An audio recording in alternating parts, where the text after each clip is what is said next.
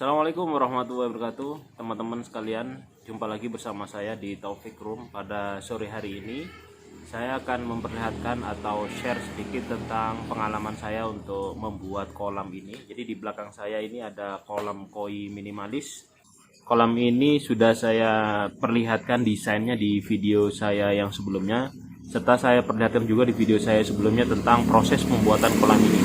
Dan alhamdulillah pada saat ini kolam ini sudah selesai dikerjakan, dan ini adalah proses menunggu kering dulu sebelum nanti akhirnya ditesting, ditambah atau dimasukkan air untuk mengetes kebocoran. Seperti apa kolam ini kita akan lihat setelah ini. Oke, kolam ini sudah jadi. Ini ukurannya sebenarnya tidak luas ya, hanya sekitar untuk lebarnya sendiri, untuk semuanya sama chamber ini ukurannya sekitar 2,1 meter. Kemudian sepertiganya ini ukuran chambernya saya ambil dalamnya itu sekitar 50 cm. Jadi ukuran dalamnya ini kurang lebih kolam utamanya itu ukuran 1,2 meter. Sedangkan untuk lebarnya ke sana ya, untuk panjangnya ini ukuran 2,3 meter. Untuk kedalaman sendiri, kedalaman kemarin sesuai dengan desain ini jadinya sekitar 1,2 meter. Jadi cukup dalam. Nah, kemudian untuk tampilannya sendiri ini sebenarnya sudah selesai dicat ya. Di dalam ini sudah selesai dicat. Saya menggunakan no drop anti bocor itu. Sebenarnya ada yang lebih bagus ya daripada no drop ya, seperti FlexiCoat, kemudian yang khusus untuk kolam. Cuma saya menggunakan no drop ini sama saja. Perbedaannya kalau misalkan FlexiCoat itu atau yang khusus untuk kolam itu dia akan lebih cepat kering dan tidak bau ya kalau misalkan langsung diisi. Tapi kalau menggunakan no drop ini relatif nanti untuk proses supaya bau catnya hilang itu agak lama.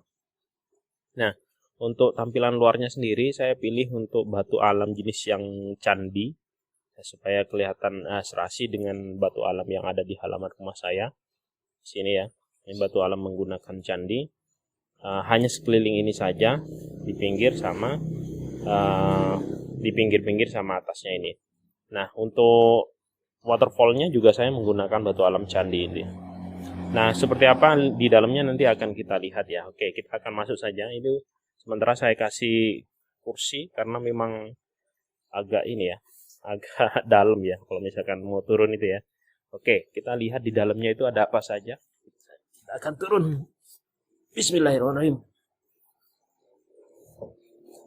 Oke, ini dia. Nah, jadi ini untuk ininya, untuk di permukaannya ini saya kasih batu alam, di bawahnya itu saya kasih seperti ini ya, saya kasih semen itu supaya tidak terjadi dead spot gitu ya. Termasuk yang di ujung-ujungnya atau di pojok-pojok ini saya kasih agak melengkung gitu ya, agak melengkung supaya tidak terjadi dead spot, supaya kotoran-kotoran ikannya itu nanti tidak menempel ya. Nah, jadi seperti ini. Nah, di sini ada apa saja? Di sini ada yang pertama ada bottom drainnya. Ini bottom drainnya. Bottom drain ini karena kolamnya saya pikir tidak terlalu luas, tidak terlalu besar volume airnya. Jadi saya pakai bottom drainnya yang di bawah itu ukuran 2 inch ya, atau 2 dim ya. Kemudian saya kasih overshock untuk tutup bottom drainnya nanti ke 2 ke 3. Jadi ini nanti di permukaan ada 3. Ukurannya 3 dim ya. Nah, kemudian di pojok sana, nah, ya. Jadi bottom drain sama ini adalah skimmer ya. Jadi skimmer itu juga nanti akan masuk ke chamber vortex ya, yang ada di pertama itu. Nah, di sini saya menggunakan ukuran 1,5 dim ya. Jadi ini untuk skimmernya hanya 1,5 dim saja. Ini belum selesai nih prosesnya. Ini 1,5 dim. Nah, kemudian di sini, di bawah sini ada lagi 2 lubang ya. Lubang itu adalah lubang yang dari ini dia, waterfall. Jadi di waterfall ini nanti ada lubang pipa yang mengarah ke bawah sini. Nah, saya kasih T ini. T Ini tujuannya digunakan untuk arus bawah, supaya nanti kalau misalkan volume debit airnya berlebih di sini di waterfallnya, itu juga bisa diturunkan, diatur untuk turun ke arus bawah untuk mendorong kotoran-kotoran yang ada di bawah ini sampai dengan ke bottom drain yang ada di sini. Nah, ini penampakan dari kolam utama. Nah, kemudian untuk proses airnya sendiri dari bottom drain ini, itu ada pipa ke sana sama skimmer, itu nanti masuk ke chamber yang ini. Nah, ini dia. Nah, oke, kita akan lihat chambernya seperti apa ya. Saya lihat dulu ya. Dari situ nanti akan masuk ke chamber vortex-nya. Kita lihat chamber vortex-nya seperti ini. Nah, itu dia. Jadi paling bawah dasar. Nah, untuk yang dari bottom drain kolam utama itu ada di sini nih. Dari sini melengkung. Nanti airnya nanti akan memutar di sini ya. Memutar sehingga nanti kotoran-kotoran itu akan mengendap di tengah situ. Yang ini jalur backwash ya. Nah, yang ini adalah jalur dari skimmer. Nah, itu dia. Ini adalah chamber vortex-nya. Di atas ini ada 2 lubang ya. Ini adalah lubang yang digunakan untuk overflow ya. Jadi misalkan airnya berlebih nanti akan lewat sini. Ini keluar. Sini. Nah, kemudian untuk jalur atau sirkulasi ke chamber yang berikutnya, ini kan chamber vortex ya. Untuk chamber yang pertama, ini ada 4 pipa 1,5 dim ini. Nanti akan masuk ke sini. Setelah airnya naik ke atas, kemudian akan masuk ke sini. Nah, kemudian nanti akan keluar di sini. Nah, ini dia. Nanti akan keluar di sini, nanti akan masuk di sela-sela ini. Sehingga nanti airnya mengalir ke bawah, kemudian nanti akan masuk atau naik ke dari sana. Jadi di skat ini, di wall ini, nanti di bawah itu ada lubang sekitar 10 cm untuk dari chamber vortex ini ke chamber yang pertama ini. Saya sengaja untuk tidak menggunakan leher angsa ya. Saya menggunakan double wall ya. Saya menggunakan double wall untuk skat chambernya. Harapannya nanti kalau misalkan menggunakan double wall lebih rapi saja yang pertama. Yang kedua, supaya nanti overflow dari air itu kalau misalkan airnya debitnya agak tinggi, itu tidak akan meluap ya, atau tidak akan berkurang ya. Nah, jadi saya menggunakan keramik ini ya. Saya menggunakan keramik. Kemudian nanti akan turun. Jadi ini keramik yang pertama ini, dari bawah nanti air akan naik. Kemudian nanti di keramik yang pertama ini lebih rendah posisinya daripada yang ini. Nah, sehingga nanti air nanti akan ke sini. Dari bawah sana naik ke sini, karena ini ditutup sampai dengan dasar. Kemudian akan turun ke sini. Sedangkan yang ini, wallnya ini, itu yang di bawahnya itu ada lubang sekitar segini, sekitar 10 cm ya. Ini turun airnya ke sana, kemudian naik lagi ke sini. Nah, ini adalah chamber yang kedua. Ini adalah chamber yang kedua. Chamber yang kedua ini nanti posisi untuk skat atau wall yang pertama ini juga lebih turun daripada wall yang di sini. Sehingga nanti air bisa masuk ke sini. Karena ini yang pertama itu juga sampai di dasar itu tutup ya. Nah, di bawah sendiri itu ada lubang. Lubangnya sama, setiap chamber itu ada lubang backwash ya, ada lubang untuk pencucian, jalur pencucian ya. Ini untuk lebarnya sekitar 50 cm. Ya, kalau ini juga 50 cm. Oke, ini adalah chamber yang kedua. Kemudian dia akan masuk lagi ke chamber yang ketiga airnya. Di chamber yang ketiga ini juga ada lubang di sana yang paling bawah sendiri. Nah, bawah sendiri. Nah, kemudian yang terakhir itu nanti akan masuk ke sini, chamber yang terakhir ini. Ini adalah chamber untuk pompa air ya. Di sini digunakan untuk pompa, kemudian lampu UV dan sebagainya. Itu menggunakan lubang sama dengan chamber yang pertama tadi yang di sana. Ini juga menggunakan lubang pipa 1,5. Nah, untuk isi dari filter-filternya, dari medianya nanti akan saya buat video yang lain ya. Nah, kemudian masuk ke sini. Di sini juga adalah chamber yang terakhir. Nah, ini dia. Jadi di chamber yang terakhir itu kurang kelihatan ya.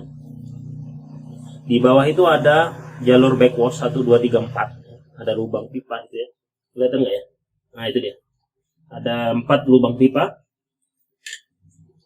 Nah, lubang pipa itu nanti akan ditutup ya. Nanti akan ditutup lubang pipanya. Nanti akan ditutup lubang pipanya sehingga ketika saat bekerja kolam ini antar chamber itu nanti tidak berhubungan ya.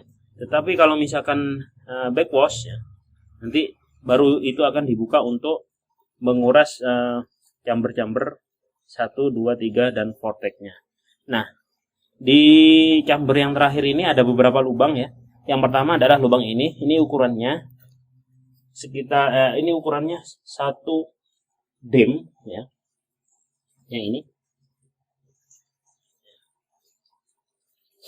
Itu di bawah ukurannya 1 dem. Itu jalur untuk pompa air. Jadi pompa airnya nanti taruh di sini, kemudian masuk ke sini. Masuk ke sini pompa air. Ini yang masuk ke waterfall sini. Ya, kemudian yang kedua itu adalah lubang untuk kelistrikan. Ya. Jadi listrik pompa air, UV nanti semuanya lewat sini. Ya, pompa listrik. Nanti masuk sini dan saya punya space kosong di sini ya. Ini akan saya gunakan untuk stop kontak dan elektrik chamber ya di sini ya. Jadi ini tempatnya listrik lah di sinilah. Jadi nanti akan ditutup juga menggunakan kayu di sini. Sehingga nanti kolam ini rapi. Nah, yang terakhir di sini ada lubang untuk pembuangan. Ya. Jadi kalau dari pompa itu ketika mau dimasukkan ke chamber nanti akan melalui jalur yang ini. Tetapi kalau misalkan mau dikuras nanti jalurnya ini akan ditutup kemudian baru masuk ke pembuangan di sini. Nah, untuk pipanya sudah saya buat sih sebenarnya. Bentar ya, ambil. Nah, ini dia. Nah, ini dia. Jadi saya punya pipa seperti ini ya. Nanti masukkan ke sini. Nah. Oke. Nah, seperti ini. Jadi di bawah sini, ini nanti akan jalurnya ke kolam ya. Jalur ke pompa. Jadi kalau misalkan mau ke waterfall, tinggal masukkan jalur ke sini. Ya, ini ditutup. Tapi kalau misalkan mau dikuras, nanti yang waterfall nanti ada stop kran juga di sana. Di waterfall itu tinggal ditutup saja. Kemudian yang ini dibuka sehingga nanti airnya akan dikuras di bawah sini. Kenapa saya menggunakan sistem seperti ini? Karena memang di halaman saya itu tidak ada area yang lebih rendah gitu ya untuk pembuangan ya. Makanya saya menggunakan pompa untuk jalur backwashnya. Oke. Itu elektrik kemudian akan masuk ke sini ke waterfall. Nah, untuk waterfallnya ini nanti ada 2 ini. Ada 2. Satu ini yang dari chamber terakhir dari pompa tadi ya. Ini ukurannya 1 dem ya. Kemudian yang itu untuk yang jalur ini. Jalur untuk arus bawah itu ukurannya 3/4. Nah, ini nanti sudah saya buatkan juga untuk cara kerjanya di sini ya. Nah, seperti ini.